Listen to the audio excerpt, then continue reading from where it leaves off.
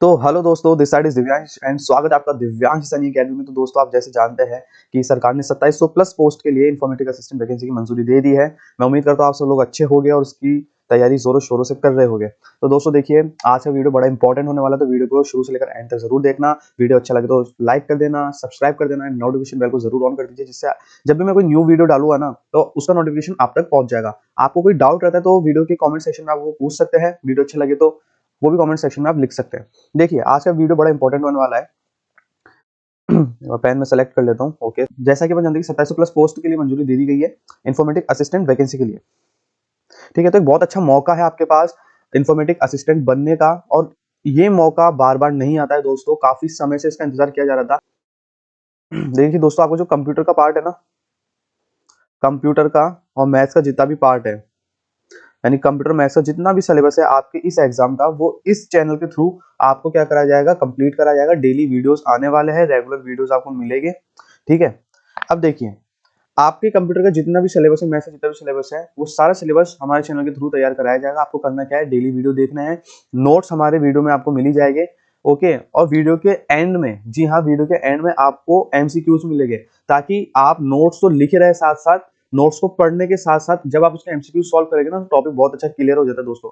आपको इससे related PDF चाहिए तो आप हमारे टेलीग्राम चैनल से जुड़ सकते हैं, which is Divyansh Saini academy के नाम से बना हुआ है, लिंक इन डिस्क्रिप्शन। तो आप एक बार क्या करिए, उसको भी ज्वाइन कर लीजिए। ओके दोस्तों, अब देखिए, जैसा कि मैंने आपको बताया कि ये जो दो सब्जेक्ट है आपके, कंप्यूटर और मैथ्स, हमारे चैनल से तैयार कराई जाएगी। आज हम बात करेंगे इस सब्जेक्ट के ऊपर, सी लैंग्वेज के ऊपर दोस्तों। ठीक है, सी लैंग्वेज में जितने भी आपके टॉपिक्स है सब हम कवर कराएंगे। आपको प्लेलिस्ट के साथ बने रहना है। और हाँ, आप इन्फॉर्मेटिक असिस्टेंट की वैकेंसी जितने भी न्यूज है और जो भी कोर्स से रिलेटेड वीडियो आप देखना चाहते हैं, उसका मैंने प्लेलिस्ट बना रखा है मेरे चैनल पे, इन्फॉर्मेटिक असिस्टेंट के नेम से है, तो आप वहां से देख सकते हैं। अब देखिए, आज का जो टॉपिक रहने वाला है वो है इंट्रोडक्शन टू प्रोग्रामिंग लैंग्वेज। देखिए, जो भी लोग कंप्यूटर साइंस से बिलोंग करते हैं, कंप्यूटर ब्रांच से बिलोंग करते हैं, उनको पता होगा सी क्या है, एक प्रोग्रामिंग लैंग्वेज है। सी क्या है, एक प्रोग्रामिंग लैंग्वेज है। ओके दोस्तों, तो देखिए, सी लैंग्वेज को पढ़ने से पहले आप एक बार ये क्लियर कर लीजिए कि प्रोग्रामिंग लैंग्वेज का मीनिंग क्या होता है। ठीक है ना, यदि आपको फंडामेंटल बेसिक्स क्लियर हो जाएगा ना दोस्तों, तो फिर आपको क्या आगे पढ़ने में मजा आएगा। क्योंकि देखो, किसी भी चीज को पढ़ने से पहले उसके बेसिक्स क्लियर होना बहुत बहुत जरूरी होता है। ठीक है, तो आज का जो टॉपिक रहेगा ना, वो फंडामेंटल बेसिक्स के ऊपर रहेगा, प्रोग्रामिंग लैंग्वेज के ऊपर। अब मैं आगे बढ़ता हूं और स्टार्ट करता हूं इंट्रोडक्शन टू प्रोग्रामिंग लैंग्वेज। देखिए, अपना टॉपिक क्या है, प्रोग्रामिंग लैंग्वेज। देखिए, प्रोग्रामिंग लैंग्वेज को पढ़ने से पहले आज अपन बात करने वाले हैं कि लैंग्वेज क्या होती है। देखिए, मान लीजिए ये पर्सन ए है, मैं इसको नाम दे देता हूं पर्सन ए, और इसको नाम दे देता हूं पर्सन बी। ठीक है, ये मेरा क्या है, पर्सन बी है। अब आपस में क्या दोनों बात करना चाहते हैं, कम्युनिकेट करना चाहते हैं। क्या बात करना चाहते हैं, पर्सन ए पर्सन बी को बोल रहा है, यार दोस्त, तुझे पता है कि कंप्यूटर इंस्टीट्यूट में अपना रिजल्ट नहीं आ पाया था, अपना सिलेक्शन नहीं हो पाया था, तो सरकार ने अपन को एक और मौका दिया है। क्या मौका दिया है, आईए की वैकेंसी निकाली है, जिसमें कंप्यूटर ब्रांच के लोगों की बहुत ज्यादा जरूरत है, तो तैयारी करेगा। तो ठीक है, कुछ इस तरह का कम्युनिकेशन इनके बीच हो रहा है। ठीक है, तो ये कैसे कर पाएगी कम्युनिकेशन, ये कम्युनिकेशन कैसे कर पाएंगे दोनों पर्सन, किसी लैंग्वेज के थ्रू कर पाएंगे ना, किसी लैंग्वेज के थ्रू कर पाएंगे। ओके, अब देखिए, जब पर्सन ए को पर्सन बी से कम्युनिकेट करना है, तो किसी लैंग्वेज का क्या कर रहा है, यूज कर रहा है। क्यों कर रहा है, ताकि वो अपने फीलिंग्स, आइडिया, कोई भी स्टेटमेंट पर्सन बी के साथ शेयर कर पाए। ठीक है, और पर्सन बी उसे समझे। सेम कॉन्सेप्ट क्या होता है, यदि मान लीजिए, या अभी तो इस सिनेरियो में, ये जो बॉक्स में है ना, ये सिनेरियो, इस सिनेरियो में पर्सन ए बात करना चाहता था पर्सन बी से। अब यहाँ पे देखो, मैं क्या कर रहा हूं, वही पर्सन ए है, बट अब ये बात करना चाहता है मशीन से, मशीन एम से। तो क्या ये पॉसिबल है, क्या एक ह्यूमन यानी कोई पर्सन मशीन से बात कर सकता है?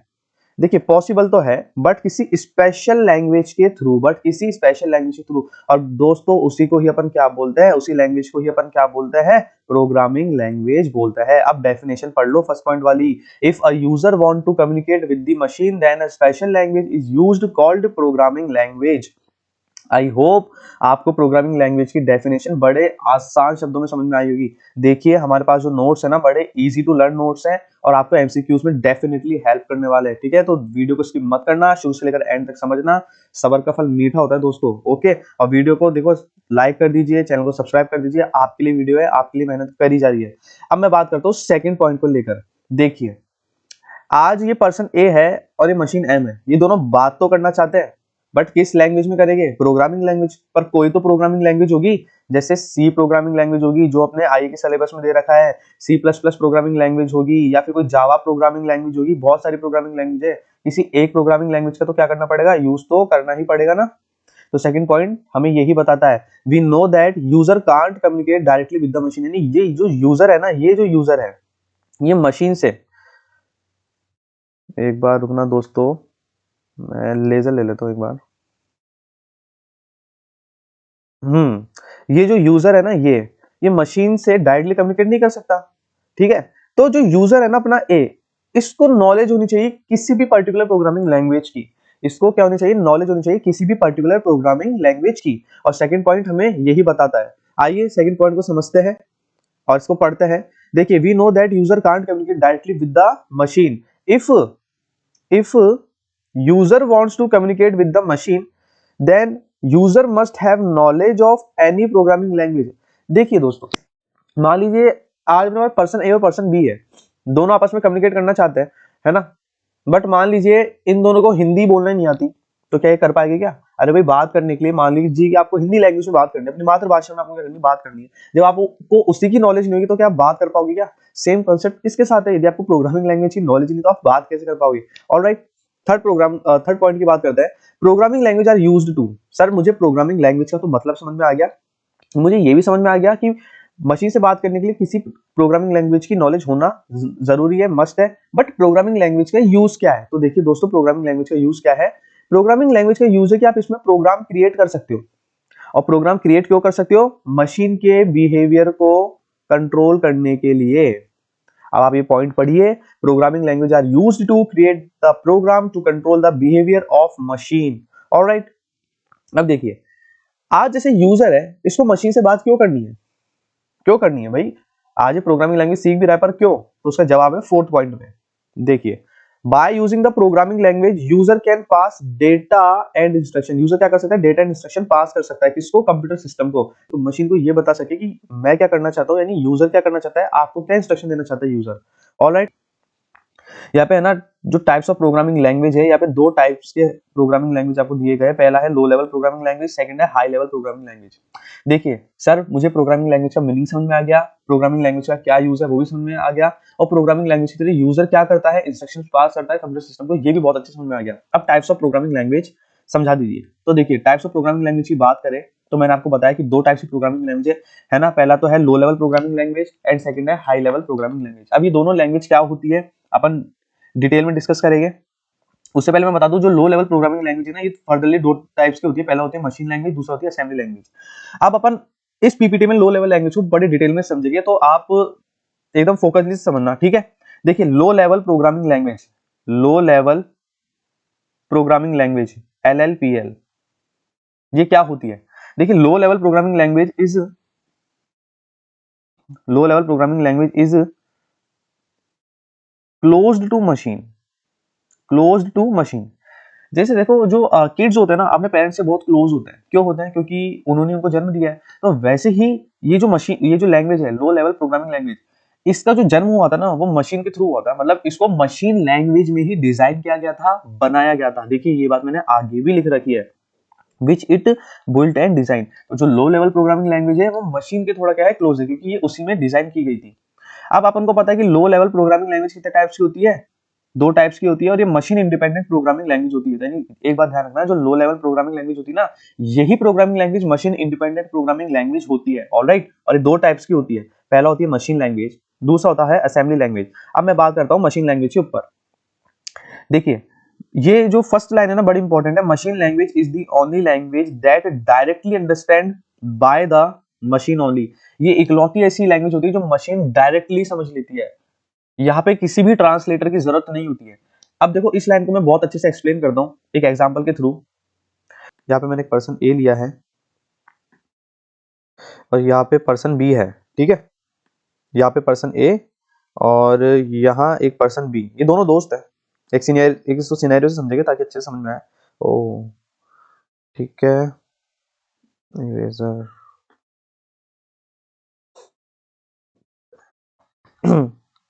ये पर्सन ए, ये पर्सन बी।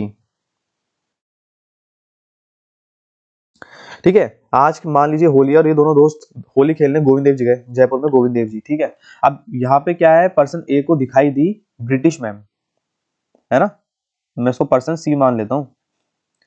अब जो पर्सन ए है वो बात करना चाहता है ब्रिटिश मैम से, उनको होली विश करना चाहता है, ठीक है। पर यहाँ पे एक प्रॉब्लम है। प्रॉब्लम क्या है, यहाँ पे जो पर्सन ए है ही स्पीक्स ओनली हिंदी, ये ओनली हिंदी बोलना जानता है, और हमारे जो ब्रिटिश मैम है फर्राटेदार इंग्लिश बोलना जानती है। पर्सन ए जो है कम्युनिकेट करना चाहता है पर्सन सी से, और पर्सन सी कम्युनिकेट करना चाहती है पर्सन ए से। क्या ये पॉसिबल है? नहीं ना, क्योंकि ना तो पर्सन सी को हिंदी बोलनी आती है, ना पर्सन ए को इंग्लिश बोलनी आती है। पर यहाँ पे क्या है, एक सॉल्यूशन निकल सकता है। जो पर्सन बी है ना, उसको हिंदी बोलना तो आता ही है, साथ के साथ उसे इंग्लिश बोलना भी आता ही है। तो पर्सन ए ने एक सेंटेंस बोला पर्सन बी को, पर्सन बी ने इसको ट्रांसलेट करके इंग्लिश में समझा दिया पर्सन सी को, और पर्सन सी ने उसका क्या करा, रिप्लाई करा, और उसको हिंदी में ट्रांसलेट करके पर्सन बी ने समझा दिया पर्सन ए को। तो यहाँ पे जो पर्सन बी है ना, ये थर्ड पार्टी है, ये क्या कर रहा है, ट्रांसलेट करने का काम करता है ना, सेम काम यही ट्रांसलेटर परफॉर्म करता है, ठीक है। तो मशीन लैंग्वेज को किसी भी तरह की ट्रांसलेटर की जरूरत नहीं पड़ती है। क्यों नहीं पड़ती है? क्योंकि जो मशीन लैंग्वेज जो कोड लिखा जाता है ना, मशीन लैंग्वेज जो कोड लिखा जाता है वो स्ट्रिंग्स ऑफ 0 1 की फॉर्म में लिखा जाता है, यानी बहुत सारे 1 0 1 0 1 0। और अपन जानते हैं कि कंप्यूटर को कौन सी लैंग्वेज समझ में आती है, बाइनरी लैंग्वेज समझ में आती है। तो दोस्तों बात करते हैं नेक्स्ट असेंबली लैंग्वेज को लेकर। बट असेंबली लैंग्वेज को पढ़ने से पहले मैं आपको एक चीज क्लियर कर देना चाहता हूँ। जब प्रोग्रामिंग लैंग्वेज में इंप्रूव होना स्टार्ट हुए थे ना, फर्स्ट इंप्रूवमेंट की बात करूं तो वो हुए थे असेंबली लैंग्वेज को लेकर। देखिए कैसे, मान लीजिए मुझे कोड लिखना है मशीन लैंग्वेज में, और क्या कोड लिखना है कि जैसे मेरे को ये दो नंबर है ना 8 एंड 9, इनको क्या करना है, प्लस करना है। तो ये कोड मशीन लैंग्वेज में कैसे लिखा जाता था, कुछ इस तरीके से। तो पहले 8 का बाइनरी आपको फाइंड करना पड़ेगा। 8 का बाइनरी बोले तो 1000। ओके, 8 का बाइनरी 1000। ऑलराइट। 9 का बाइनरी 1001 1001। अब प्लस का क्या बाइनरी होगा तो अपने को नहीं पता, तो अपन अज्यूम कर लेते हैं। बट 1 सेकेंड, इसको थोड़ा सा अच्छे से लिख देंगे तो ज्यादा बेटर हो जाएगा, ठीक है। तो 1 यहाँ पे मैं लिख देता हूँ 1, और अपन अज्यूम कर लेते हैं यहाँ पे बाइनरी, प्लस का बाइनरी क्या है, प्लस का बाइनरी 1 1 1 और 1, ठीक है। ये प्लस का बाइनरी अपन मान लेते हैं।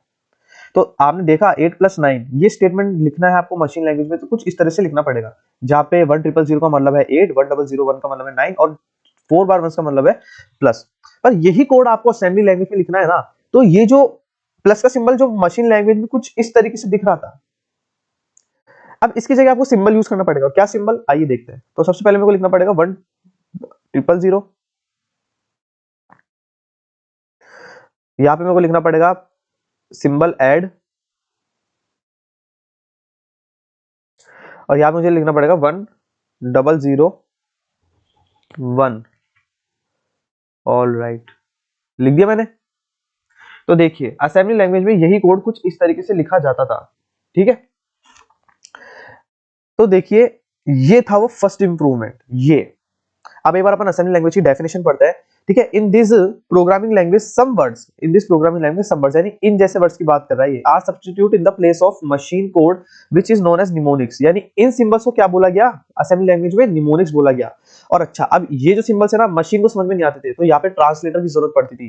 ट्रांसलेटर क्या करता था, इसको ट्रांसलेट कर देता मशीन कोड में, जिससे मशीन लैंग्वेज को वो समझ में आ जाता था। और असेंबली लैंग्वेज में कौन सा ट्रांसलेटर यूज होता था, असेंबलर ट्रांसलेटर यूज होता था, ये मैंने मेंशन भी कर रखा है। तो आई होप आपको टाइप्स ऑफ प्रोग्रामिंग लैंग्वेज में लो लेवल प्रोग्रामिंग लैंग्वेज काफी अच्छे से समझ में आ गया होगा। मशीन लैंग्वेज का क्या रोल था, असेंबली लैंग्वेज का क्या रोल था, फर्स्ट इंप्रूवमेंट कौन सी लैंग्वेज में हुआ था। मशीन लैंग्वेज में ट्रांसलेटर यूज नहीं होता है, असेंबली लैंग्वेज में असेंबलर ट्रांसलेटर यूज होता है। आपको बहुत अच्छे से समझ में आ गया होगा। चलिए अब नेक्स्ट बात करते हैं हाई लेवल, यानी अपनी प्रोग्रामिंग लैंग्वेज के बारे में। तो देखिए मैंने यहाँ पे इसको अपनी प्रोग्रामिंग लैंग्वेज क्यों बोला है। हाई में सबसे पहला वर्ड क्या आता है, एच, और एच फॉर ह्यूमन, है ना, जैसे A for apple, B for ball, C for cat, वैसे एच फॉर ह्यूमन। देखो high level programming language is totally understandable by the human, totally understandable by the human, यानी एक ऐसी programming language थी जो ह्यूमन समझ सकता था। इस प्रोग्रामिंग लैंग्वेज में जो कोड लिखा जाता था, यानी in high level programming language code written in English language, English language में कोड लिखा जाता था like statements. Alright, in high level language HLL, high level language, in high level language translator is used. Translator क्यों use है, अरे भाई एक बात बताओ, कोड जो है ह्यूमन लैंग्वेज में लिखा जा रहा है ना, कोड जो है ह्यूमन लैंग्वेज में लिखा जा रहा है। बट इस कोड को मशीन भी तो समझना चाहिए, मशीन को भी तो समझ में आना चाहिए कोड, और मशीन तो क्या समझती है, बाइनरी नंबर्स 1010, है ना। तो यहाँ पे क्या होता था, ट्रांसलेटर का यूज होता था, ठीक है। अब यहाँ पे ट्रांसलेटर बहुत टाइप्स के होते थे, जो अपन आगे बस अब डिस्कस करने वाले हैं, डोंट वरी, ठीक है। जो मशीन लैंग्वेज में कोड लिखा जाता है ना, उसको अपन सोर्स कोड बोलते हैं, ठीक है। अब यहाँ पे देखो ट्रांसलेटर यूज होता था, जो किसको कन्वर्ट करता था, सोर्स कोड को। सोर्स कोड क्या है, जो ह्यूमन लिखता है, जो ह्यूमन के समझ में आता है, code that is understandable by the human. मैंने इसको डेफिनेशन भी दे रखा है सोर्स कोड का मतलब।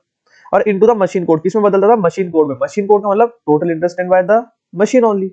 ऑलराइट, तो आपको समझ में आया होगा कि हाई लेवल प्रोग्रामिंग लैंग्वेज क्या होती है। सर कोई एग्जांपल दीजिए ना, तो देखिए बिल्कुल देखें। ये दिख रहा है C language, it is a high level programming language. C plus plus language, it is a high level programming language. Java, which is HLL. Fortran is HLL, high level programming language. Python HLL. I hope आपको types of programming language समझ में आ गई होगी। चलो अब next बढ़ते हो फटाफट। अब टॉपिक समझिए ट्रांसलेटर, जिसका बहुत देर से इंतजार किया जा रहा था। ट्रांसलेटर क्या होता है, ट्रांसलेटर इसका क्या रोल,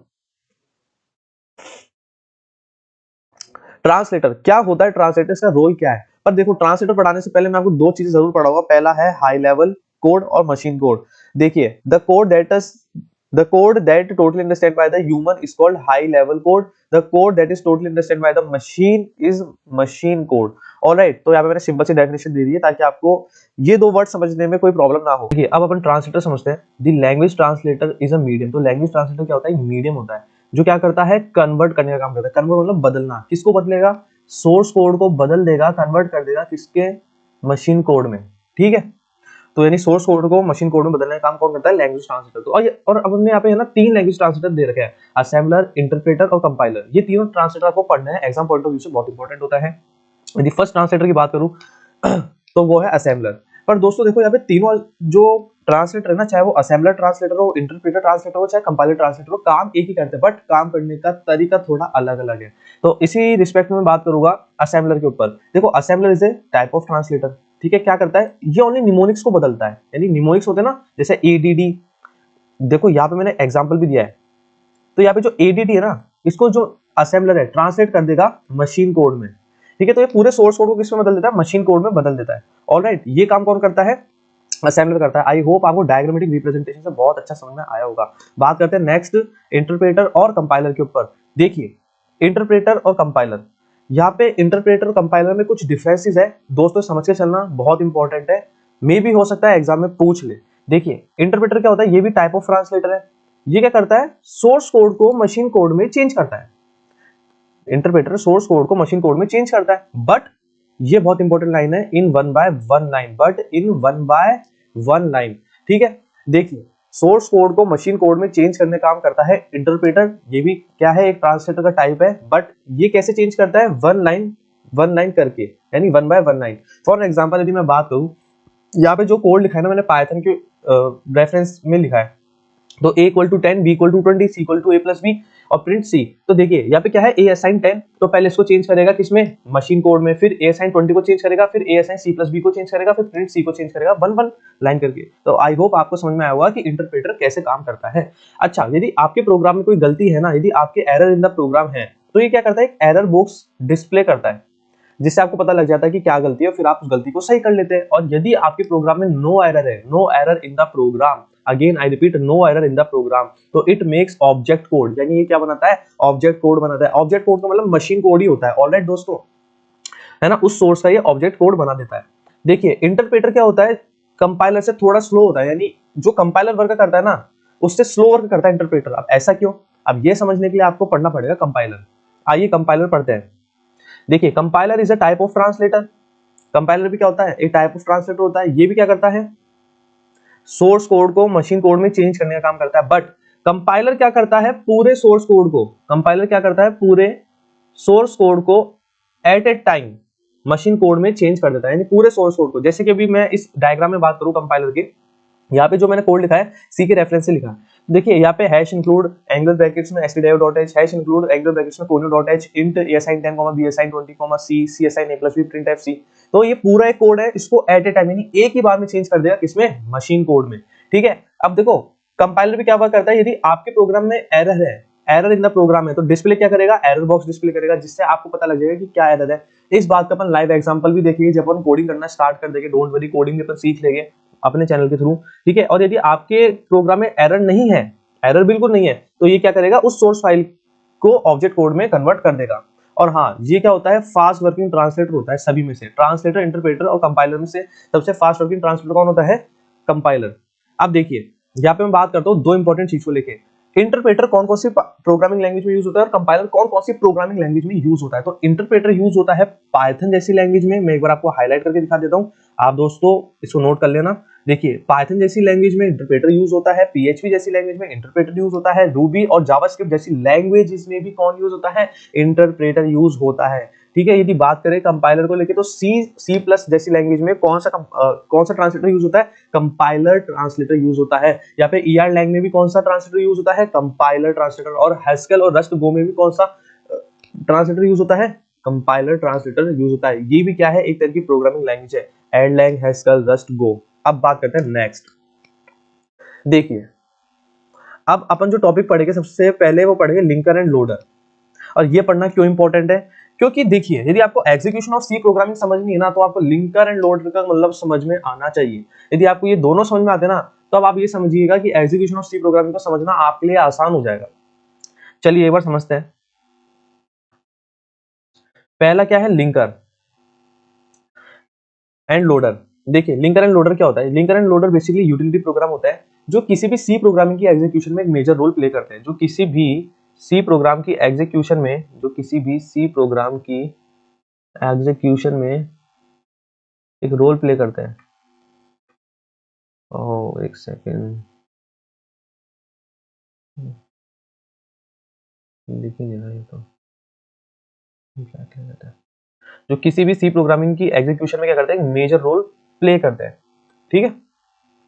अब बात करेंगे लिंकर को लेकर। लिंकर क्या वर्क करता है, देखिए लिंकर क्या होता है, एक प्रोग्राम होता है जो मर्ज करने का काम करता है। क्या मर्ज, यानी जोड़ने का काम करता है, किसको, वेरियस ऑब्जेक्ट फाइल्स को, ठीक है, वेरियस ऑब्जेक्ट फाइल को, ताकि वो क्या बना सके, .exe एक्सटेंशन की कोई फाइल बना सके। अब देखिए इसका मतलब क्या है, देखिए यदि आपने प्रोग्रामिंग कभी करी है ना, तो आपने सी में बता रहा हूँ, यदि आपने सी में कभी प्रोग्रामिंग करी है, आपने printf get cs जैसे फंक्शन का यूज करा है अपनी कोडिंग के अंदर, तो जब भी आप उसको कंपाइल करते हैं ना, तो लिंकर क्या करता है, printf और get cs जैसे प्री डिफाइंड लाइब्रेरी फंक्शन का जो पहले से कोड बना बनाया है।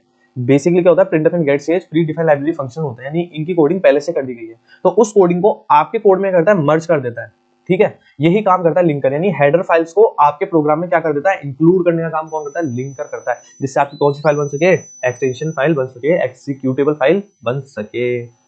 लोडर क्या करता है, लोडर एक ऑपरेटिंग सिस्टम का पार्ट होता है।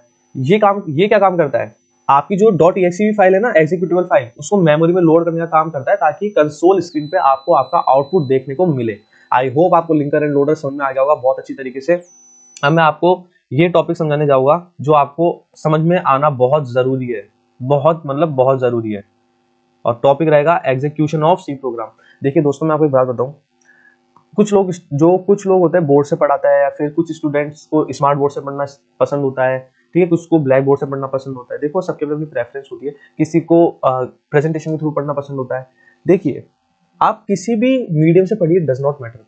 एक स्टूडेंट पढ़ाई क्यों करता है, एक स्टूडेंट पढ़ाई इसलिए करता है ताकि उसको नॉलेज गेन हो। और आज के टाइम पे knowledge is a power. If you have knowledge then you are a powerful person. देखिए, नॉलेज के बिना कुछ ही नहीं है दोस्तों।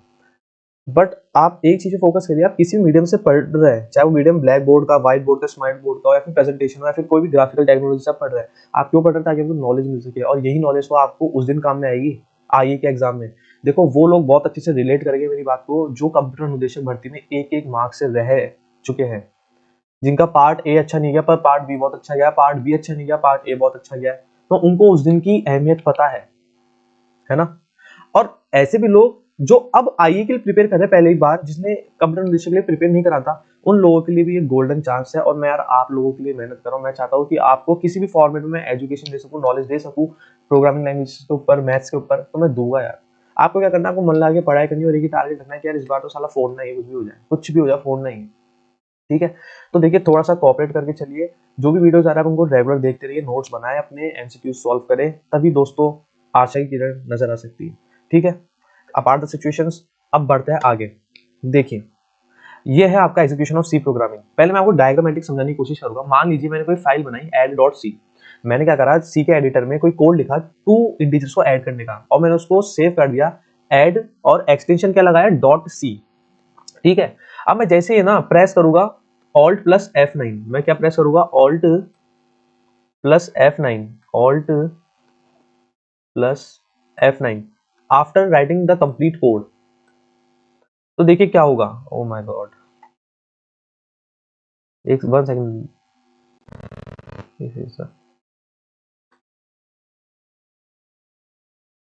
पेन Alt प्लस F9 मैंने प्रेस कर दिया, ठीक है। प्रेस करने के बाद मेरा कोड कंपाइल होगा, ठीक है।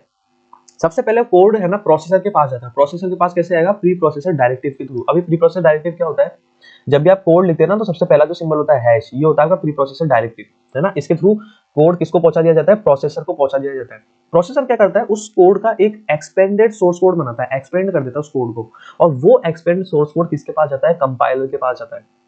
कंपाइलर क्या चेक करता है, ये एरर, यदि प्रोग्राम में एरर है तो प्रोग्राम में दोबारा जाना पड़ेगा, यदि प्रोग्राम में एरर नहीं है, फॉल्स है कंडीशन, तो आपके प्रोग्राम को यानी आपके सोर्स कोड को लिंकर के पास पहुंचा दिया जाएगा। लिंकर क्या करता है, जितने भी फंक्शन हमने यूज करिए, printf, clr, scr, get, ch, जितने भी फंक्शन हमने यूज करिए, उन सबके हेडर फाइल को प्रोग्राम में मर्ज कर देता है और एक .exe फाइल बनाता है। और ये फाइल को लोड करने का काम कौन करता है, मेमोरी में लोडर, जिससे कि आपको कंसोल पे क्या दिख सके, आउटपुट दिख सके। अब यही चीज मैंने आपको यहाँ पे समझाई है, देखिए।